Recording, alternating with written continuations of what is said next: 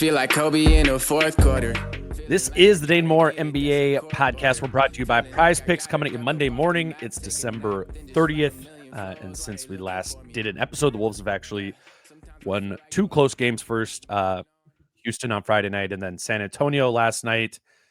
I'm sure we'll kind of end up focusing more on the win over the Spurs last night just because that's a little bit more top of mind. But I thought both wins actually had some similar themes, or maybe just kind of this last week or so has some similar themes that we'll get into. And to do that, as we do every Monday morning, we are joined by Jace Frederick from the St. Paul Pioneer Press. Hi, Jace. How are you doing after an 8 p.m. Sunday night tip-off game last night? Yeah, the unexpected 8 p.m. Not even like mentally prepared for it, but that's all right. Good. Yeah, I do feel like in general this team, not only are they winning more, but they're playing still not like consistent, but there are more stretches of enjoyable to watch basketball, and that's been refreshing, I guess. Big reason for that. I mean, we've been going back for 6 weeks probably now of, you somewhat jokingly coined the lineup for basketball lovers, right? When it was out there and it was DiVincenzo, Alexander Walker, Naz Reid, and then it was the two starters who would play with them were Rudy Gobert and Mike Conley.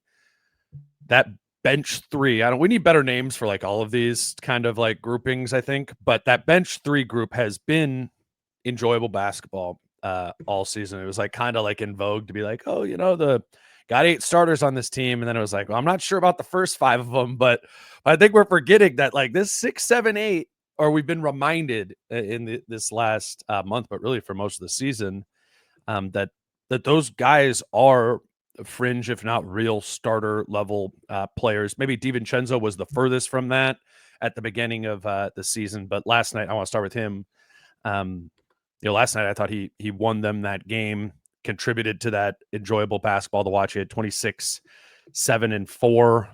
They won the game by 2 points, and he was a plus 23, which I think means in the 14 minutes that Dante was on the bench, that they lost by 21 points. He was huge in that game. I want to get into some of the stuff we talked with him in the locker room about afterwards, about how him acclimating, looking more comfortable. What is standing out to you, if you want to say these last 5 or 6 games for DiVincenzo? What pops? Yeah, just first off, when you go plus 23 and it's they lost the other ones by 21, and it's so easy to do the math now because with at least a substitution pattern that's starting to establish, you just know that was the starting 5 because Dante's the first sub in the game and he doesn't come out after that. So, it's just that's the starting 5 when minus 21 or whatever. That's it, and right. You shouldn't be able to do that math that easily, but it's when somebody subs in and never subs out after that, pretty easy to do. I just think it's not even, he talks a lot about comfort, and we see that. Obviously, we can discuss that more, that acclimation period, but he just looks so much better as a basketball player because of it. It's not even just the shot making, but it's you look like you have a very legitimate handle. Oh, you look like you have a very legitimate finishing package. All of these kinds of things that we saw last year in New York, and it just didn't look like the same player at all here at the beginning of the year. And that is the amazing part, I guess, of comfort, is that when you don't have it, you can look really bad on the court. And when you do, you can become exponentially better. And it does make sense that it takes time to get there. But yeah, we're seeing a player that if you compared the tape between now and a month ago, you wouldn't think it was the same dude at all. And to me, it extends far beyond just whether the 3-point shot is falling or not. I'm going to put up the 3-point shooting numbers because those really fit that idea, right? This is up on the screen on YouTube for those of you just listening at home. Jace has Dante DiVincenzo's numbers at the beginning of his time in Sacramento, in Golden State, in New York, and in Minnesota. He is has a pattern of starting very slow in the new places that he arrives at. In Sacramento, after he was traded there, in his first 11 games, he shot 33% from 3 that season with the Kings, finished that season at 37% from 3. First 18 games in Golden State, he shot 32% from 3, finished that season at 40% from 3. First 11 games in New York last season, 32% from 3, finished at 40% from deep. And then the first 25 games of this season with the Wolves. Dante was shooting 32% from three, and he's now, I think after last night, now up to 36% from deep. He is someone who it takes time. I mean, I'm going to play the clip of him kind of talking about acclimating to a new place, living in a new area.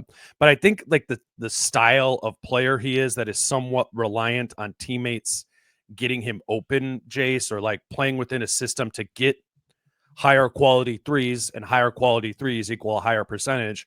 I think he just was so searching for 3-point volume, period, like at the beginning, and he was just kind of firing them, and now with more comfort, he's shooting better threes. I think that's what stands out to me from a basketball standpoint.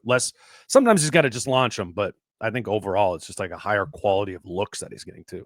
Yeah, I think the team's quality of looks are better as well, and that kind of feeds into it. And I do think like at the beginning of the year, like their 3-point volume was insane. And I think that was a major point of emphasis in training camp, and we saw like the goods of that, and we saw the bads of that. But I think it was just such an emphasis that he was like, okay, yeah, we're doing this. Ant's putting up 14 threes a game or whatever, and Dante's behind him, and Julie's putting up 8 to 10 or whatever, and they still have some games kind of like that. But last night I think they put up a lot.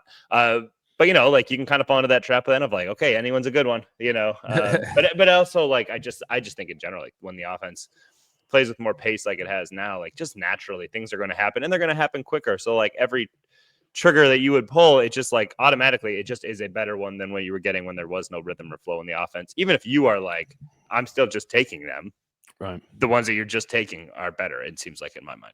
Yeah, no, I mean, we've talked a lot about Randall kind of benefiting from playing with that new floor spread group, and Dante does too. I mean, it's pretty clear with both DiVincenzo and Randall, like that's their best offensive grouping or offensive style to play. And not that they can't play with Rudy, but that sort of space with pace that gives them more room to operate. I think for the both of them is has proven to be huge.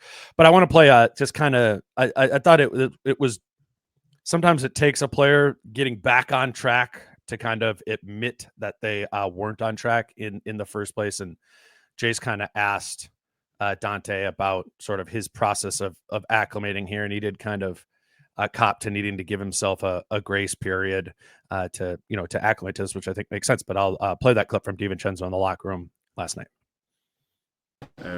I know what I can do. Everybody on the team knows what I can do.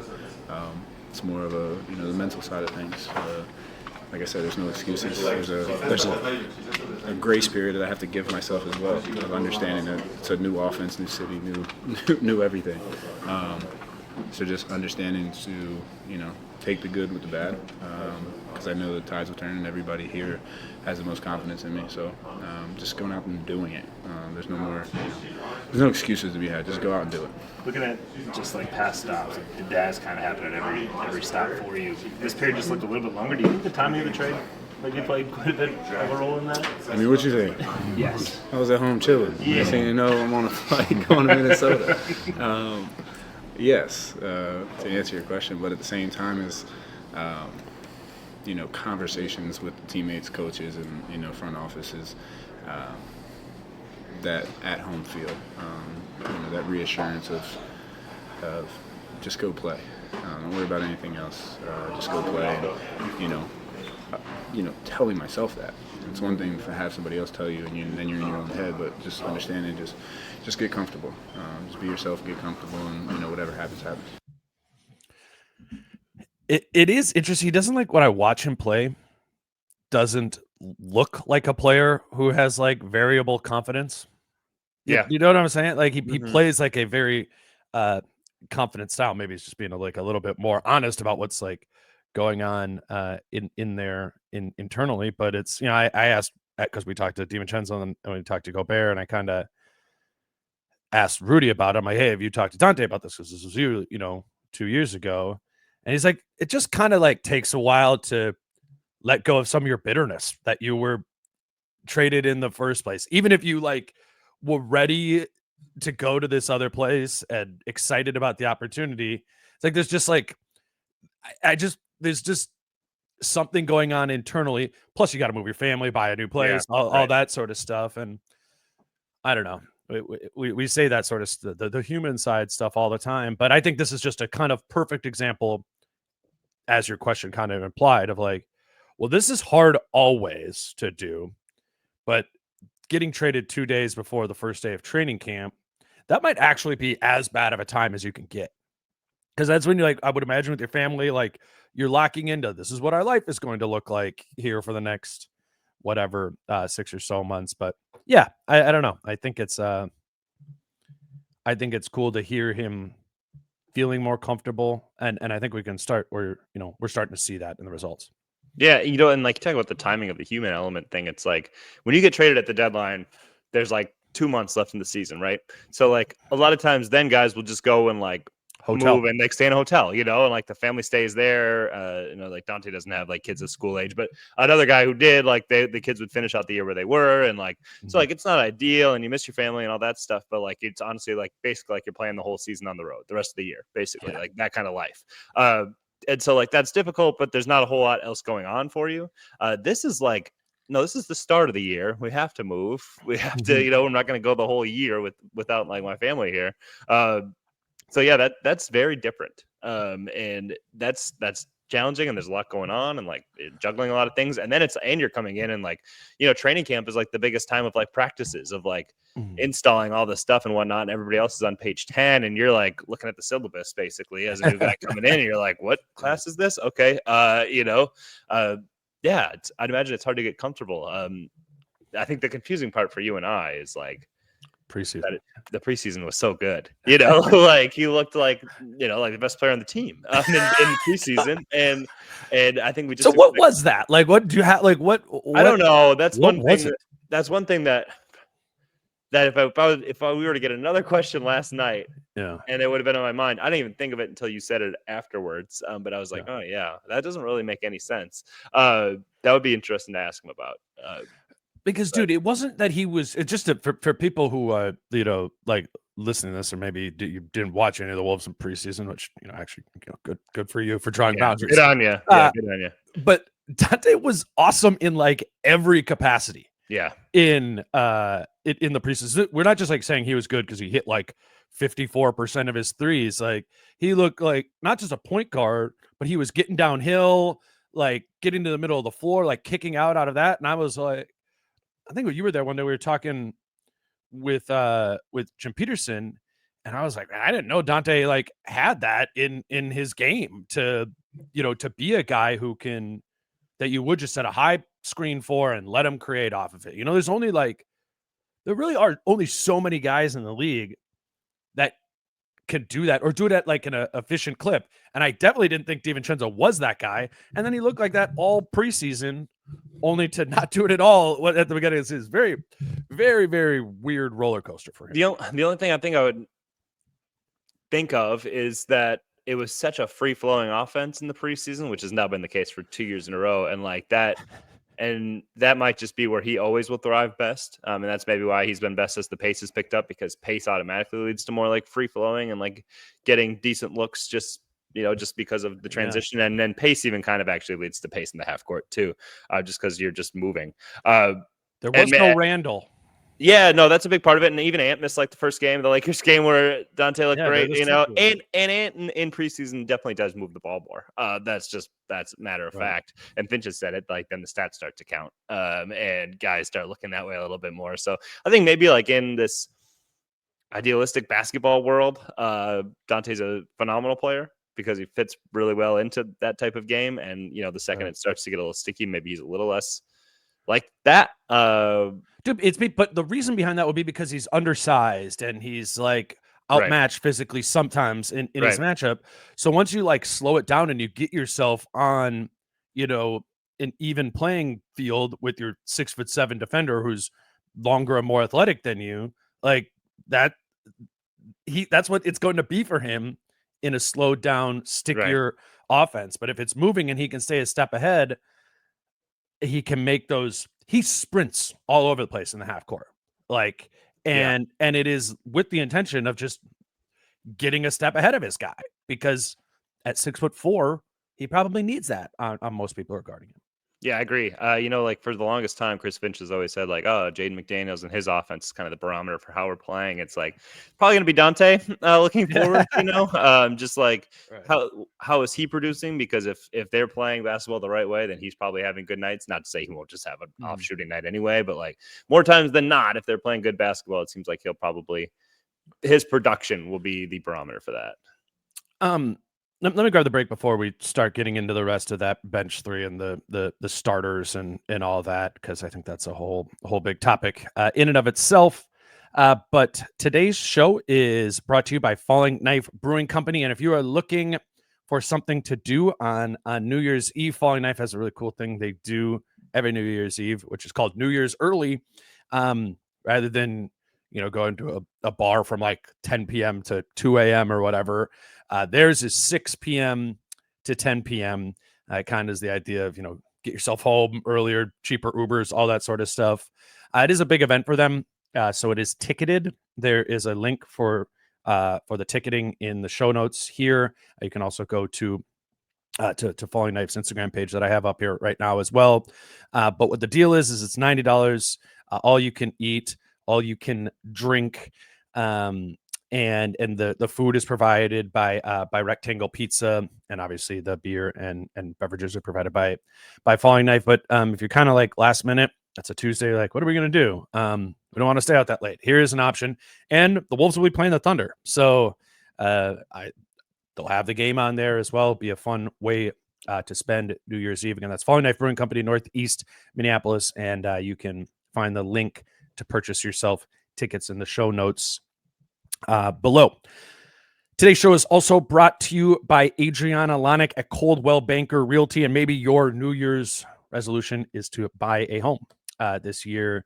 And what I've learned from talking with Adriana is just kind of like the biggest step in that process is setting up that first consultation, because it takes a while, but from there to get the ball rolling and figuring out what you need, what you want, what you need, what you can afford. And what Adriana has done with a handful of listeners from here is set up that free consultation and just figure out where you are and what you need. We do have a promotion going with that, where if you do set up a consultation with Adriana to look into buying a home, you are entered into winning some lower level Wolves tickets. So it's just amongst the people who do sign up for one of these consultations. So it's not a huge pool of people, and we'll get one of you a pair of lower level tickets to a Wolves game later this season. For more information and to set up that consultation, go to thedancingrealtor.com, or you can call or text her at 715-304-9920. Like I said, mention this podcast and get entered to win a pair of free Timberwolves tickets when you book that consultation. All right, Jace, I wanted to lead with DiVincenzo because he was individually great last night, but this has been a thing all season where it's the bench three. I mean, just what I have written down here is like, where would this team be without the bench three this season? Meaning Naz Reid, Nickeil Alexander-Walker, and Dante DiVincenzo. Dante has really been the driving force these last 6 games. Nickeil in a major way for the first maybe 6 weeks of the season, and still has been consistent all year. And then Naz Reid is the reigning 6th man of the year. He's probably been the most variable of the 3 of them, but it's just nuts. If you could figure out how to play around with lineup data on NBA.com or anything like that, all of these guys, every player on the team, when they're playing with the bench 3 guys versus, when they're not, when they're playing, when Ant is playing with the bench 3, the team's net rating is plus 19.7. When Ant is playing with McDaniels, Gobert, and Conley at a 4-man pairing like that, it's 8.9. When Randall's playing with the bench 3, his net ratings plus 15. When he's playing with McDaniels, Gobert, and Conley, his net ratings their net ratings plus 6. It's not a small sample size. Maybe you can pick a little bit. We were talking about this a little bit last night. It's against second units and stuff like that. Obviously, more so than the starters are playing against. But that group has been special all season. I really just don't know, like, if they were just playing like an average bench or even like a slightly above average bench, this team would be in a different place because the starters are not in a good spot right now. It's fun to watch. I wonder where they'd be without them. Yeah, I mean, how many wins would they have if they had like the Nuggets bench? Like, seriously, what's the record now? 16-14. Is that right? No. What's the Wolves? Should know this. One of us should know this. Yeah, is it 16-14 or is it 17-14? No, but now I think it's 17-14. Okay, that makes sense. Yeah, let's just say it's 17-14. How many wins would they have if they had the Nuggets bench? 10? Yeah, I was gonna say 11. Yeah. I mean, we could like even go through the schedule, be like, Nikhil in that game, Yeah, Dante. right. I mean, last night, unambiguously, lose that game without Dante DiVincenzo. Yep. And then obviously, like it was skewed by the late comeback because that was a loss for 44 minutes or whatever. But like, I mean, Dante was a huge reason why they beat Houston. He just like his shooting unlocks so much of what they do, and just the way he plays and like him when pace and decision making, like you see like that all-star level player that he was for the Knicks. It's looking a little bit more like that now, and if that is a trend, it's like this bench mob has been like the thing all season that has kind of kept them afloat, and Dante's just kind of the one who's almost basically graduated to starter minutes these last couple of games, and I don't really see that turning. Which I think is kind of what we anticipated at the start of the year. Like I would have pegged Dante for north of 30 minutes, just because that's the type of player you saw last year. You did. Yeah, I did. And I also was like, this is going to be an all-star. Like, blah, blah, blah. Like, not wrong, just early. Yeah, but seriously, this 3, it's just, I just will never get over the fact of like people, and I get it, you got to coach to your roster, and I get that. And I also get the frustration of like, well, he's rolling out a lineup that doesn't do that. But those 3 guys play basketball the way that their head coach wants basketball played. And the results are consistently very good. I think if anything, the frustration now has just kind of come from like tolerating The a lineup starters. that doesn't do that, and I don't even know if they can. That's the problem. But this bench unit, like they play a much more aesthetically pleasing and productive style of basketball. Like it's fun to watch when they get on the court, and it almost, I think, for everybody is like sweet relief when they sub into the game. From what's been really a slog for that starting 5 for a variety of reasons. I think I mean, just to the fun to watch point of it, like the Randall minutes were hard for me to watch, earlier in the season. For most of the year. Yeah. Yeah. And now I'm glad we actually you and I talked about this last Monday when you're on. We're like, hey, rotation shift. Julius Randle starting to play with the bench 3 rather than Gobert. And that's I say that to mean, well, one, it's worked. Randle and that group has worked. But I think it's been actually fun to watch Randle kind of in that spread 4 look, point forward. Obviously, hadn't been around the team since this rotation shifted. So I asked Julius about it last night after the game. Julius, you started playing with that like bench group a little bit more, coming back in. It's more of a spread floor look. How has that helped you maybe with some of the assists and the playmaking and just seeing the floor? How's that different? It's different. Our pace is really up in that group. We got multiple guys who can push the ball. Everybody can run the floor, can shoot. We cut, we move a lot. You know what I mean? So for me, I'm almost like a point forward in that unit. The floor is spread. I can get downhill, attack, get in the paint, create for myself, create for others, and initiate early offense and transition, and kind of play. At the top of the floor, and all those different type of things. So it's a fun lineup to play in for sure. So, Jace, I know that like half the people are listening to this entirety of this conversation between us and are like, well, why can't they play like this all the time? Well, why don't you make a shift to be able to, have these guys start or have this happen so they always play that way? And I get like, I'm with the idea of like they need to be playing more like this. How do you play more like this? It's good for almost everybody. But they do run into some like roster collisions. I just want to like kind of talk through this. I don't really have like a strong opinion on it, but if you were to like, I don't know, I think the popular starting lineup suggestion changes, would be Nikhil starting instead of McDaniels, or maybe now DiVincenzo over Conley, obviously Nas instead of Randall. What do you think would happen if they did that? How much more of the Finch style of play would we actually get out of the starting lineup, and what would the cost of it be? Because now you don't have, like, these are rotations, where the three bench guys are coming in together. So I just think it would be, it's a fact, it would be harder to get to those three guys playing all together if you started one of them, I'm not saying this to like defend the starting lineup, because the starting lineup I do not like watching that. And I agree, like, something needs to change or continue to make some of these small changes, but I don't know. Like, what is the answer to that? I get, like, how do you get more of this into 48 minutes of this team? I don't know.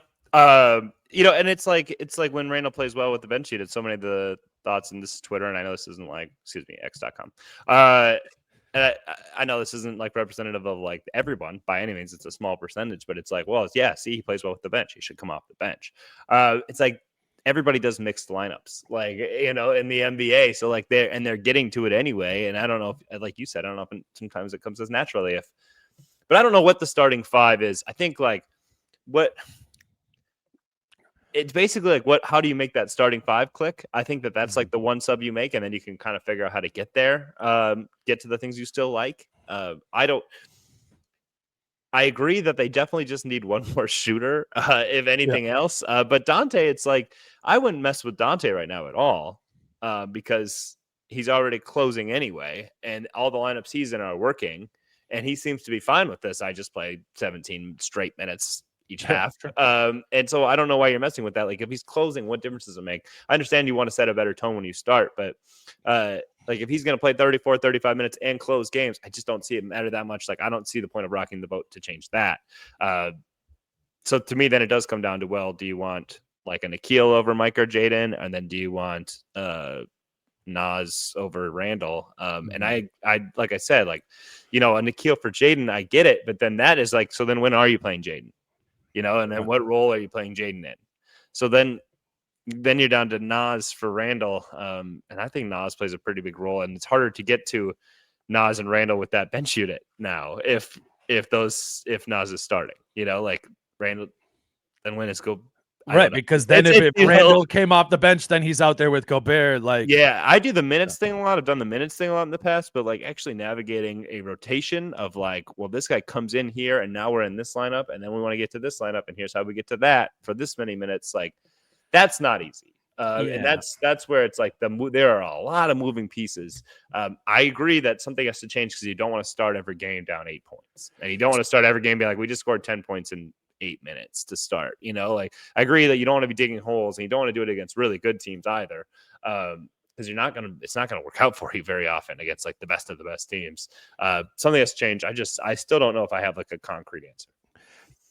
So I asked Finch kind of about this before the game. You weren't there, so I'm going to play this for you. But he described it as like some of the decisions they're actually being mutually exclusive, particularly as it pertains to Ant-Man. I'm just going to play this clip here, but I think it kind of highlights that Finch is like, we do kind of run into different walls in different places when trying to make tweaks. Who you've been playing him with has changed a little bit. It was like Mike and Rudy with the bench guys for a while. Now it's been Julius with the bench guys. What kind of went into your process of making that, and what does that bring? Making that change, and what does that bring out of Julius? Yeah, well, we tried to protect that lineup that started the second and the fourth for a long time. So we had to take the bet that breaking up Ant and Julius was going to also pay off, but you can't do both of them together. It's kind of hard. So a lot of these things are not, they are mutually exclusive. You do one, it keeps you from being able to do another.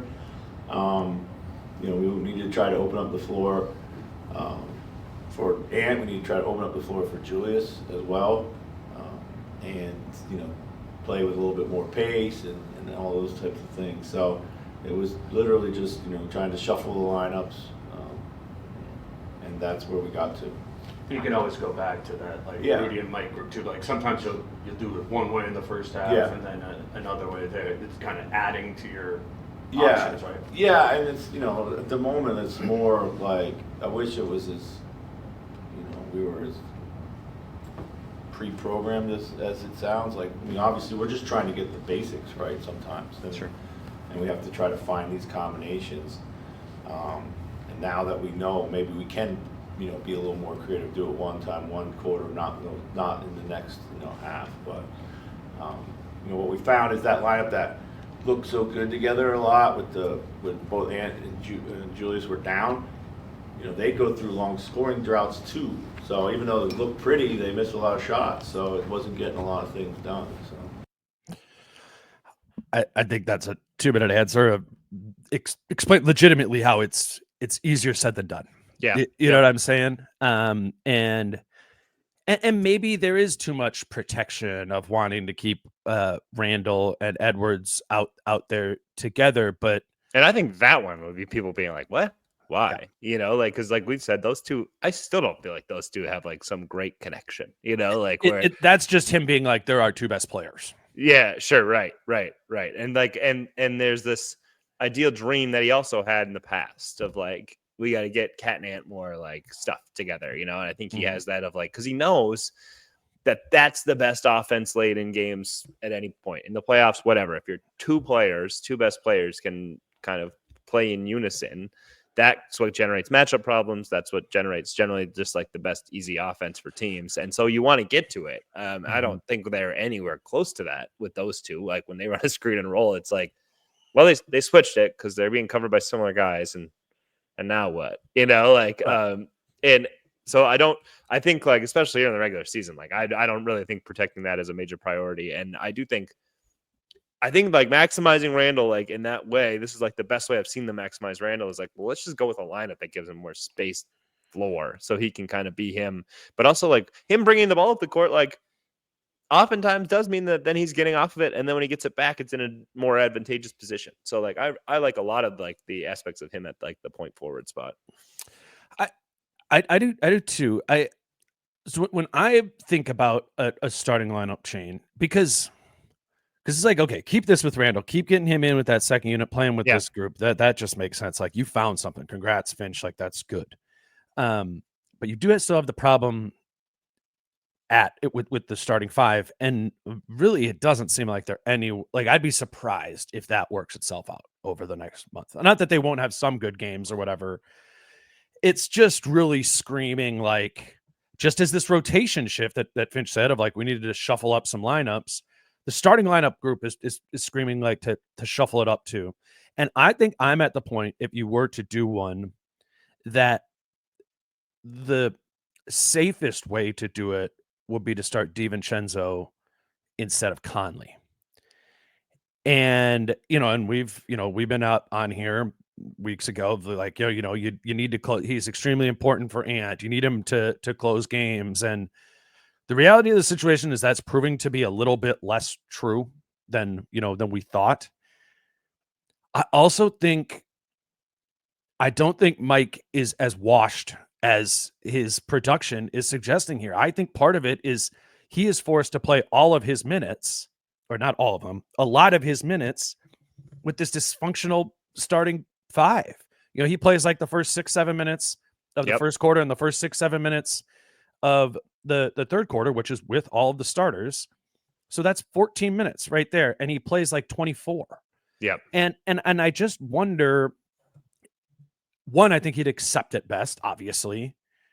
And two, I think I just think he is in a bad rotation spot right now. Get him a different rhythm of a role, and it'll be easier to play him 24 minutes. It feels so choppy with him, particularly at the beginning of the game when he's trying to get guys, involved or just spacing or whatever. Conley could do a lot of the DiVincenzo stuff with the second group. Yeah, I agree with you in that. Like Finch has said again and again, like we need Mike to score in that first unit, and they certainly do. Like, because Jaden offensively, like he's doing a great job he did a great job in the glass last night, and that was great. And he has to do that, but like there's a reason why, like he's got far and away the worst net rating of everybody on the team in the rotation, and far and away the worst offensive rating, because like he's just been an offensive zero out there. And so now it's like with Mike out there and with Rudy and Jaden, it's like, Mike, you really got to be aggressive. But Mike's instincts are always going to be at the beginning of the game to get other people looks. Like that has been his job his whole career. So I think he's really, like Finch has said, like he does a good job of that when we consistently remind him of it. It's like, yeah, because it's not his MO. It's not what he wants to be as a player. So he constantly has to be drilled in his head. I just don't think it's ever going to be like his natural instinct. Maybe it plays out differently, but maybe it's also just not required if he comes in later and plays with different units to where hey, you got to be this offensive guy. It's like, no, you don't. Not if you're playing with Nikhil, not if you're playing with Nas. Like, no, you don't. So you can just be you and be the best version of yourself and just take the opportunities as they come. Like he had a couple possessions with Dante and maybe the fourth there. I don't remember. I think it was the second quarter where he got Dante a look. Dante hit the three. The next possession down, Dante got him a look. Yeah. He hit the three, and it was like, yeah, okay. Like these guys play well off of one another too. It's just like the construct of this roster. They both kind of are the point guards, so they don't play together very much. But it's just a lot of pressure when Jaden is kind of an offensive zero, and Rudy's out there, and we kind of know the way that it limits what you can do offensively. Yeah, with spacing. That it's tough. And now you're playing with the two other like kind of ball stoppers. Like the starting lineup, I agree with you. It just doesn't work. And Mike would be somebody who would also take it in stride pretty well. Yeah, I just think that's the best way. But are you sacrificing your best stuff with Dante? No. I'm not saying. Well. I'm just saying if there's a for sure, I think it would be the least rocky. And from a standpoint of like getting back to a lot of the lineup pairings that you're doing, like you've just put him in the Dante. You literally are just flipping him and Dante. Maybe Dante plays longer shifts than Mike did, but you could still like the first sub out could still be Randall. And that's when Mike, that's when Mike comes into the game. And so then he's still getting Gobert, he's still got some overlap with Gobert, because I understand that's an important thing for them too, to play Mike with Gobert. And it's important for Gobert to get going offensively, to play with Mike. I mean, there's cases you can make for all of them. You can just make the case of like, well, look how good Julius is with the bench, playing with the bench. But that goes back to the rotation thing. My point is you run into walls of like this. What is the opportunity cost of this move at every turn? I don't see an obvious one when we actually factor in that it is a rotation, not just X amount of minutes assigned. And I think about this all the time. I mean, I track the rotations. Like, right. It's nerd. It's a trickier, totally. It's a trickier puzzle than it appears, especially if you're trying to cater to Julius some, which they just are. That's a fact. Yeah. And you can disagree with that. But there's motivations behind that too. And he's playing well. The only thing with Dante is we just talked about how the acclimation process and all this stuff, and like he's finding something right now, and now you're gonna be like, you're gonna start, you're gonna totally change your rotations, totally gonna change who you're playing with, whatnot here and there, because I hear a couple games where you found something, so we're gonna screw with it a little bit and hope you just keep rolling. But I understand anybody who says, I don't care, it's fixing the starting lineup so you're not starting every game off with like an eyesore is priority one. I get that, because I agree that you can't be some high level team if that's the case. So what was it last night? It was 14-24 when they checked out. I remember in the first quarter. I have it in my notes here somewhere, and it was brutal. Like the first 6 minutes of the game, and actually they actually like scored the first few times down the court, so we went dry after that. Yeah, good point. It's. And sorry, I have it here in my notes somewhere. And then they come back. Then the bench guys come in, and it's 57-45 by halftime. They're up by 12, but they just the bench guys instantly deleted the deficit that the starters created. And then in the second half, it was 57-45 to start the second half. And by the time DiVincenzo checked in for Conley, the Wolves were up by 1, 12-point lead. Into a 1-point lead, and in the first half, a 10-point deficit into a 1-point lead. There's some sort of residual to that just feels like it would be worth getting off of. And if it was one game or a couple games, sure. It's just this is such a pattern of the the beginning of the season. Jaden is kind of an elephant in the room right now. Of like, it's hard to play offense with him at small forward. Like it just has been. And I don't know how they go about fixing that. Like, and that's because where he's also been awesome at defense. yeah, which and like justifies some of it. He's having more games where he's doing like the little things like that putback slam last night was a huge play in the win. But it's just like more rebounding. Yeah, right. And sorry, making like all the counterpoints in the middle of your point. Like, and that was great, and like huge part in like finishing it off last night. But it's just like, but wait, do you have to be down by? I mean, do you have to be in these positions if you just play like better offense throughout the game, which this team has struggled so much with? Like I said, like his net rating numbers, offensive rating, like they're all the worst, and I totally get why. Like even the good possessions last night that they were playing when he was in there, like there were like 3 or 4 times in the fourth quarter, it's like great offense and miss Jaden 3, and it is kind of like that kind of just feels like a wasted possession, and it's good on them that they keep moving it, and it's good on Jaden that he keeps taking the shots he's supposed to take. But like, that makes everything kind of harder. It makes it harder for spacing. It makes it harder for just like production. And that 1 week he shot 45% from 3 was awesome. Yeah. It just feels like Finch is betting on Jaden being a 40% 3-point shooter, and that's not a bet I'm making. It's just, and that's not his game. That's just like if I were to list the things Jaden McDaniels is good at, or order them, like catch and shoot 3-point shoot. Not that he's not a zero at it, right? Not a non-shooter, but it's variable. It's variable. It's pretty close to a non-shooter a lot of times. I agree. It doesn't feel that way because he's had a little bit of success in the past, but like the results say it is. And it's like, it's such a funny contrast of like Finch talking about the last possession last night. Hey, you got to make choices. We made the right one. They kicked out to a non-3 shooter. Like we live with that. And then it's like, but on the flip side, then when you do the exact same things for Jaden and he misses, you go, we generate great shots. They just didn't go down. It's like, yeah, because of like like when you're like, oh, boom, boom. Yeah, how great, shot. how great, like the defense is like, oh, thank God we were in scramble. Thank God we got that. Like yeah, for sure. It's tough. It's tough to be like, okay, here's how we're going to be a great offensive team when enough of your really good possessions end in something that is just a low percentage shot. Let me grab our second break here. Today's show is brought to you by Doer Jeans. I got some more Doer Jeans in the mail before Christmas. I wore them to the game last night. They are honestly one of my favorite items of clothing in my entire closet. And I was sharing with you all about them as potentially a gift to get people in your life for a Christmas present or whatever.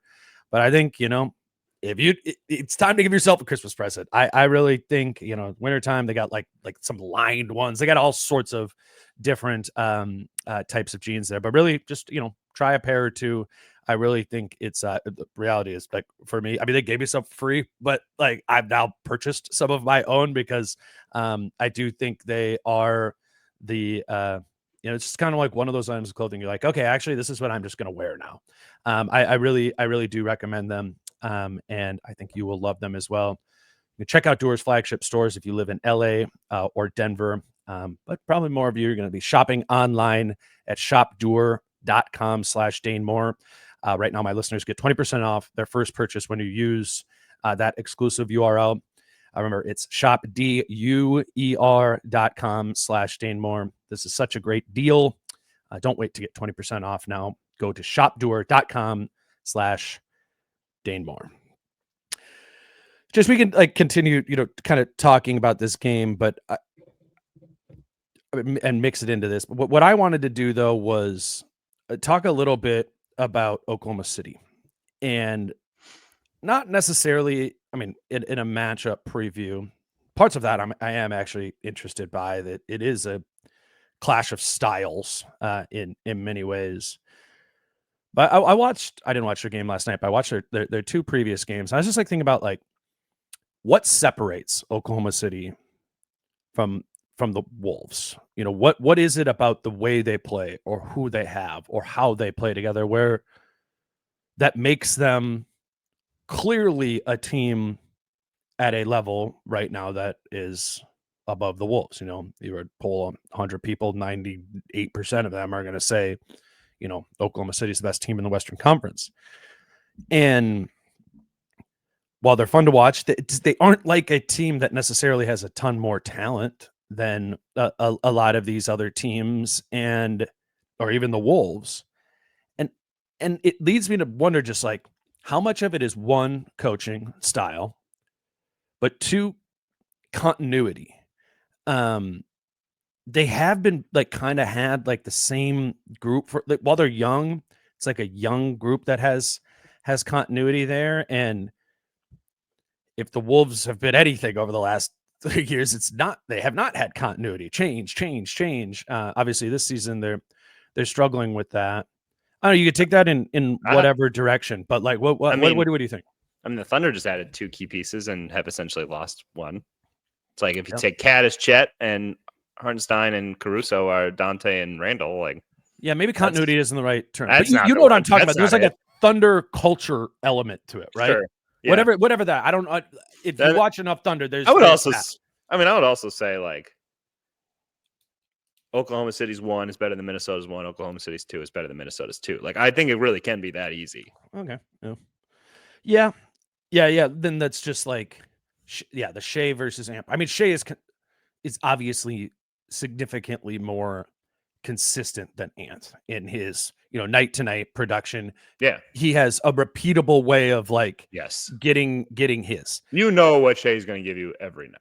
Mm-hmm. Yeah. And Ant is variable based on, the coverages they're putting on him. Ant's effort level vacillates from opponent to opponent. But I do think part of it is it's like they've committed to a style that is built for Shea too. And I wouldn't say that the Wolves, at least offensive style, is catered toward Ant in that way. And I just spent the first 40 minutes like I don't really know what the answers are for fixing all of that, given what your personnel is. It is just it is very. I watch a lot of Thunder games, and I obviously watch a lot of Wolves games, and it is just an extremely different feel of how these two teams play. I don't know. Maybe part of it is just Shea is in his prime. He's 3-4 years older than Ant, and that's a difference there too. But it's jarring to me. Well, I think that's it. I really do think like when your best player is one of like maybe like the 4th best player in the NBA, like you so often can control the pace of the game, the tone of the game, like all of it, because he can just have the game like in the palm of his hand so often. And the Wolves had that for like little stretches, and don't really sustain it. And I do think that Ant probably has a lot to do with that. I just think like you can say like here's our style of play, but when you're the best player on the court, it's so much easier for you to dictate the style of play.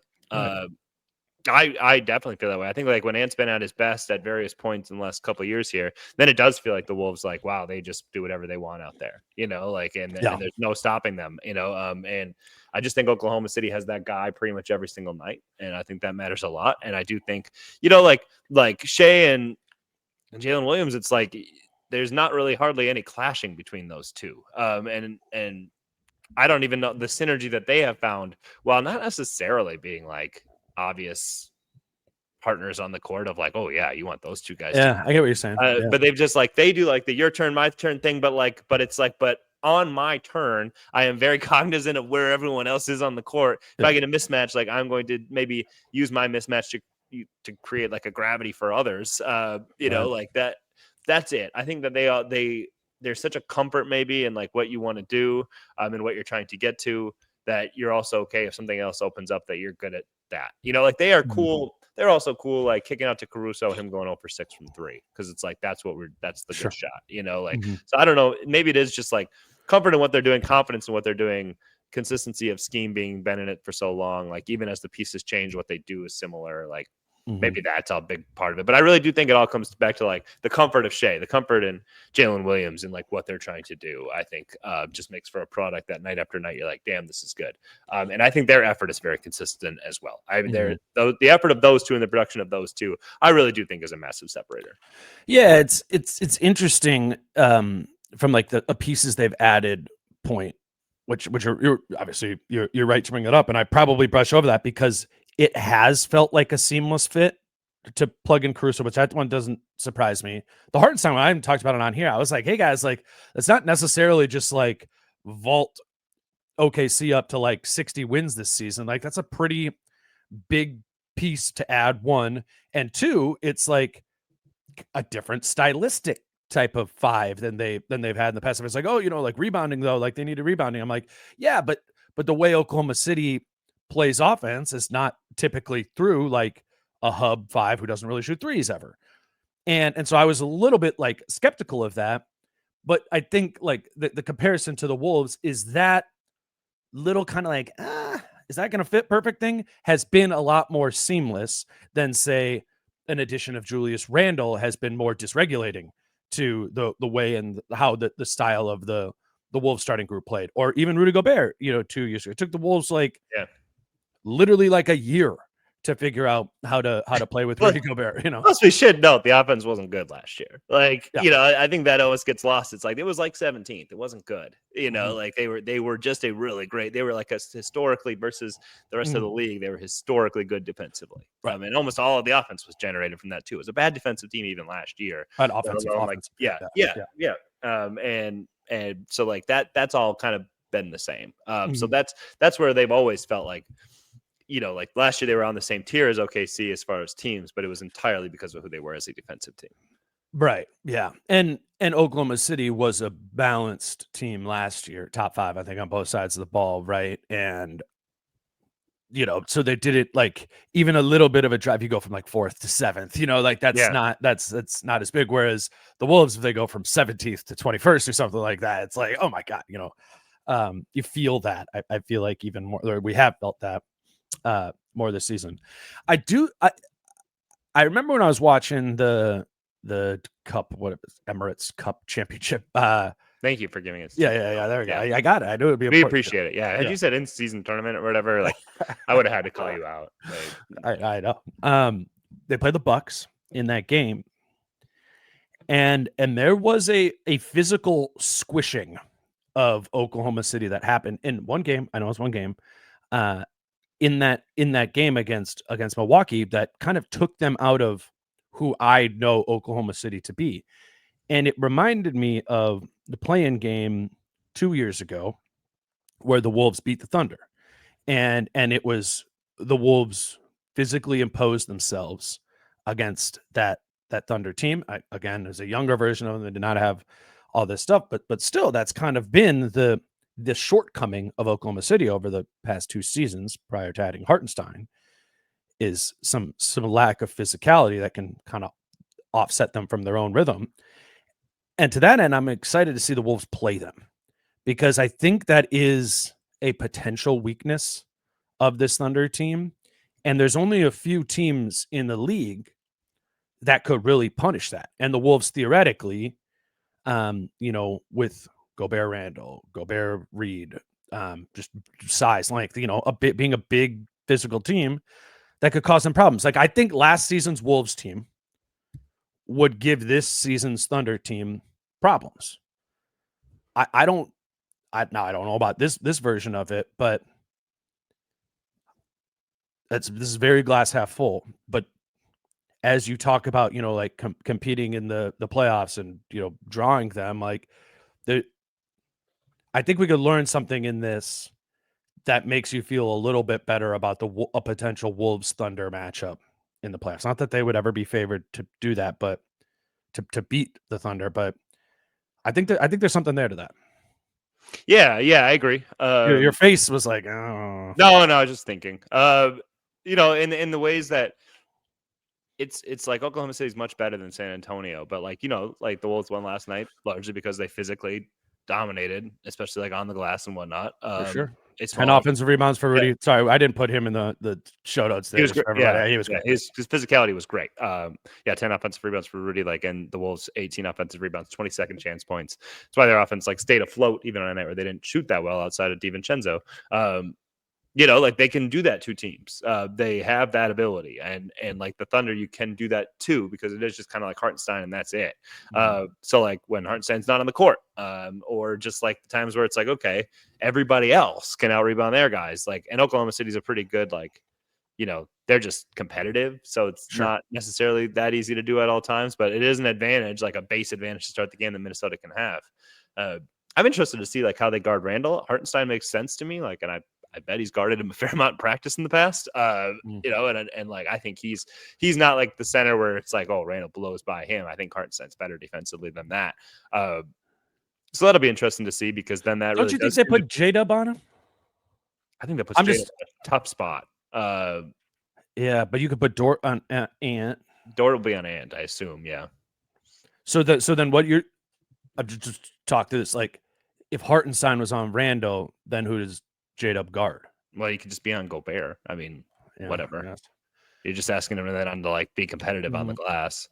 So to the in season the NBA Cup game, he guarded Sponsored by who?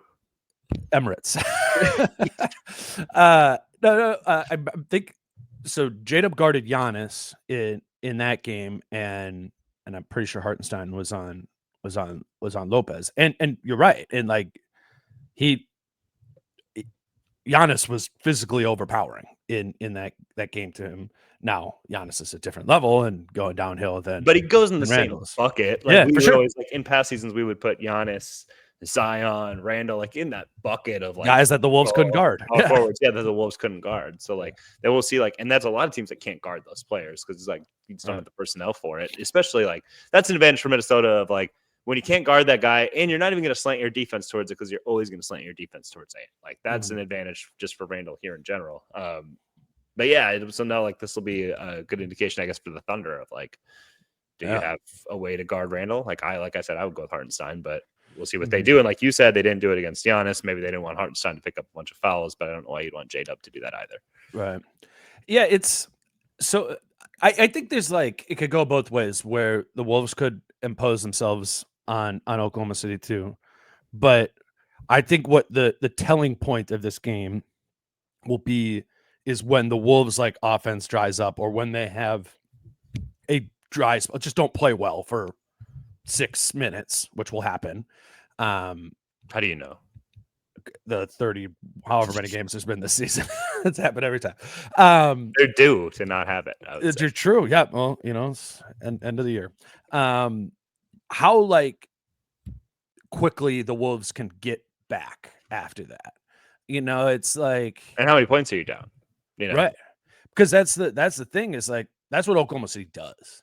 Is it's just like they find something, and that's what I do love about the system. It's just like hammer it, and then like kind of they do a good job of like capitalizing on the opponent's deflating confidence, whether it's on the offensive side of the ball or their deflating confidence in a matchup that they have there, and it just feels like I don't even know if they're like specifically like targeting it, like go after 17. It's just like they naturally it feels like it sometimes, but it does. But you know what I'm talking about? Where it's just like they just go. It's just like they just play and play and play until they get to it. You know, like that's and then they're naturally going to get to it. It's not like hold on, space it out, get that guy over here, get him in isolation. It's like no, let's just play and then we'll get to it. And then when we get to it, then we can go at it. You know, like that's a great point. They manage to like even like switches and stuff. They get the matchups they want, but it doesn't grind their offense to a halt. Like.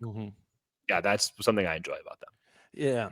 And Boston, they really feel similar to me, to Boston. You know, and part of that is just like watching, like you take a screenshot of the court. Like, offensively, they're both kind of shaped the same way there, but there's a repeatable and efficient motion to the way both Boston and Oklahoma City play offense. You know, they can go to it like over and over again. I mean, how many times we've talked about this year? Put 2 on the ball on Ant. So there goes Ant's offensive individual production. Like that's never the case with Shea. That's never the case with Tatum or Brown because they just get off of it, go to something else, shift the defense, get back to them.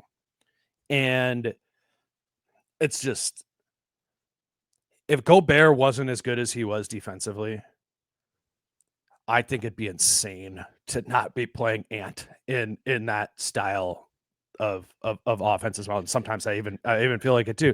And even just kind of for the whole league, it's like, man, I mean, you and I, whenever we're like watching the Thunder or the Celtics, we text each other. It's just like, this is the best. It's the best. It's the best if you can have. It's like the guys who are offensively adept, but also because you do like there is a big thing to having a rim protector on the court. Like that matters a lot. Yeah. I see that all the time with Ant. Like when there isn't one, like with his winning bucket against the Mavs was like, and everything I've asked, like he actually made a read on this, which was great. They bring Rudy up to the screen, and the second Lively gets out of the paint to come up and cover that. Like Ant made the decision in his head of like, as soon as Lively leaves, I'm going. Yeah, And it was like as soon as like Lively's momentum got out of the paint, he was like, see you later. So you need that guy on the court because it is such a massive deterrent. And it's easy to run good offense when you don't have a good rim protector. The opponent doesn't. But man, the best is when you can have the rim protector and it's not impacting what you're doing offensively. Yeah, which is KP. Yeah, exactly. Right. You can play spacing offense with KP and have that rim protector. Like that's or Horford. They have like different gears. Exactly. That's why And Horford's not the same rim protector, obviously, by any stretch, but a good like wall up, be in position. Can't just score over. Can guard Embiid, like that Giannis, that sort of thing. I mean, that's why. So I bought that. I mean, these are the reasons why how you could reasonably make a good conscious wager that anybody else is going to win the championship than Boston. I mean, it's like if you're actually watching them and you see what they get to, and you look at how it worked in the playoffs last year too. It's just a great brand for both of those teams, which are actually the Wolves' next two opponents. They play they play Boston on Thursday too. It should be wild. I mean, that's a wild two game set there. It is. It's like here are the two best teams in the NBA. Like it's fun. It's very enjoyable. It's like the Wolves have played like a difficult stretch these last few games. It's like, but this is even another step. That'll be interesting to see. And I agree with you. Like the Ant thing, talk about like with Rudy and whatnot. It's like you want to get everybody some minutes with the other lineups, but it's just not feasible. Like Rudy's going to play 30 some minutes, and it's justifiable for sure. And you wouldn't like Ant to have to sacrifice offensively, and you would like him to be able to kind of get out of this slump, which I think would be spacing, easy decisions, whatnot, like would help with that, getting confidence back. Cause I think sometimes he just looks a little lost and isn't sure what he's doing. But again, it's like somebody's got to figure it out. Somebody's got to figure out how to play offense with Rudy in the same way that they're playing with. Yeah. I do wonder. Jake. Yeah. For a slump buster for Ant, if playing, the two best teams in the league or two of the three, Cleveland's up there too for sure. That obviously turns up Ant's dial, as did Christmas Day against Dallas. Like, I wonder if you're just going to get a more electrocuted sort of Ant here for this week because he's playing the Thunder. But you saw that on Christmas too. Like it was like, but it's not. Yeah, but you were lower on Ant than I was on Christmas Day. Okay. Yeah. Like, I mean, I know what you're saying. And there was, and I don't know, maybe I'm giving him like too much of a pass because he did make that good read at the, end and did it. Yes. Ant has bad habits that he gets into at the end of games. I just didn't think it wasn't like that Golden State game against Steph bad, where it was like he just made it about him and it was a one-on-one sort of thing with Steph and it killed him in that game. I didn't think it wasn't like I'm not giving Ant a B+ in that game, but it wasn't. I didn't. Okay, but you just said maybe he'll turn up his dial like this, and you're not even giving it a B+. So, like, where are your standards with him right now? I'm not giving him a B+, I meant like but maybe he'll turn up his dial like he did on Christmas. Yeah. No. I think the dial was at like an A for Christmas. I don't think the mental execution in the fourth quarter was an A. But I'm saying I think you were lower on that just from when we were talking. Like, sure. And maybe it is. You're like, well, Dane, I've seen like this has been a pattern with him. Yeah. And you're right. I'm not taking away from him. I'm like, he almost lost them that game too. And maybe I'm doing too much of the like, well, they won it, Jace, and he did get that bucket with 18 seconds left and won him the game. But what I was going to say is like, can a good Ant set of games against Oklahoma City and Boston break him out of this slump and find him onto like a next 15 games, like a really good January? Like it was when Cat got hurt last year and they play Indiana and Cleveland in those first two games. And Ant is like, we're not done. And it carried him for the final 20 games of the season. Like sometimes he gets into these like malaises. Is that the word? And then finds a good game and then gets a rhythm on top of that and keeps going with it. Right now it's been very, I don't know. very up and down and trending and trending downward, for sure. You want to grab prize picks? I know we're up over an hour. Let's do it. So I was like, what do you think is going to happen in this Monday night game? Like, is Detroit going to try? I think they will. I don't think they know how not to try. I know. It did make it hard though. Because the numbers are so high. Okay, I'll just say them right here. It's like, go ahead. Jahmyr Gibbs 124.5 total yards, like rushing plus receiving. Like, it's just like a lot. And like, you're going to give Jahmyr Gibbs, like, you're just going to give him when like you play 20 in carries? 6 days. When you play in 6 days, like I would sit everybody because they'd be like, well, we're not going to take 1 day less, which is the that least Minnesota has in the most important game of the year. I mean, I would not be like, hey, we're going to take a short rest in the game that probably actually decides our season, because you're not going to the Super Bowl, I don't think, from the 5 spot. I really don't. So literally, like, Sunday is for, I think, your season. And yeah, I'm not playing anybody tonight. I wouldn't. But so maybe for a prize pick standpoint, like, you make like 2 different cards, right? You like make one where it's Detroit, it goes for it, and then like, because I think like you could, and if you wanted to like fold in some like 49ers ones, you kind of know what they're gonna, they're a team not playing for anything. So you know, I think you could. The 2 I chose were like less thans on Gibbs and Goff, right? And that's just doing the logical thing of like, I don't know how much they're gonna go here. So that was where I did Debo over receiving, because I think San Francisco is going to be like, well, it's prime time. It's like our last game of the year, basically. Well. You know, it's only 48 and a half. They did play well the last game. You know, like I very much was like, I did the same thing. I also did I did Amon-Ra under as well. Because I just think they'll leave on the bag. Like, and I think San Francisco, I would think San Francisco is going to win tonight, because still a team with decent talent, played fairly well last week, like Debo did. I just think, you know, like, it's like, hey, it's a Monday night game. We're still the 49ers, blah, blah, blah. And Detroit's going to be like, this does not matter. You know, like, we have such a, how would this not be a look ahead? If you had it, like, I know you're Dan Campbell, you want to win, but I just, it's like, it would be one thing if this was a Sunday night game. It is Monday. It is a full day less rest in Minnesota. Like, I would factor that in 1,000%. Yeah. It's interesting from like this standpoint too, from like a picking stats basically of I know there's some guess and check there, but the numbers are set as if Detroit is going for it. So if you're for listeners, when you're listening to this, you know, maybe you're already gonna be watching because it's your fantasy championship or something like that. It's a fun way to do a little something else there. If you don't have a Prize Picks account, you can create one at prizepicks.com or on the Prize Picks app. Use promo code Dane and your account will be credited with a $50 sign up bonus. Jace, I'm sad we're running out of NFL week. I guess no, we got the playoffs still. We could still do. There's a Monday night playoff game. There is a Monday night. Oh, really? There has been the last couple of years. Yep. Like once it's a wild card. Once it's super wild card. Yeah, super wild card weekend. Yeah. Oh yeah, super wild. So we will have one more. Okay. All right. We'll not next week, but the week after. All right. We got. There's no week 18 Monday Night Football. No. Yeah. Anything else like Wolves wise that I skipped? I mean, me and Chris are going to do an episode tomorrow too. So maybe we'll get into like some Gobert. Minot, played. Shout out Josh. Operating within what I would imagine is a very difficult. It's a difficult role, but I think it helps the way they play in those minutes. But yeah, I agree. Yeah. But yeah, so nothing else we missed there? No, I don't think so. I think we can cover the major points, and I'm looking forward to this week. This should be really fun. Yeah, it really will. And should be good, some good basketball. And I don't know, man. I think the Thunder are more susceptible. I really do. I